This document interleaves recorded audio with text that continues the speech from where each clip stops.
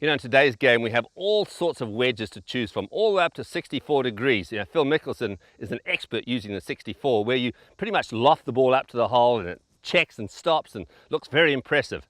But you know, for the most part, I'm a big believer in the old-fashioned pitch and run for most golfers. Much easier to judge, don't need to practice it as much, and you're going to see much more success. So what you want to do is take maybe a gap wedge or a pitching wedge and play it where the ball hits the green and then rolls a reasonable distance. It's so much easier to judge. So very easy to play. You simply stand narrow, put the ball a little back in your stance, visualize where you want the ball to bounce. You might need to practice it a little bit just to see how far the ball's going to release, but always visualize where you want the ball to bounce in order to get close to the hole. And the big thing, you want to picture almost a mini draw. In other words, you're swinging a little from the inside, hitting the ball fairly cleanly, almost picking it, not taking a big divot. The more divot you take, the more spin you put on the ball. You don't want a lot of spin here. You want the ball to release.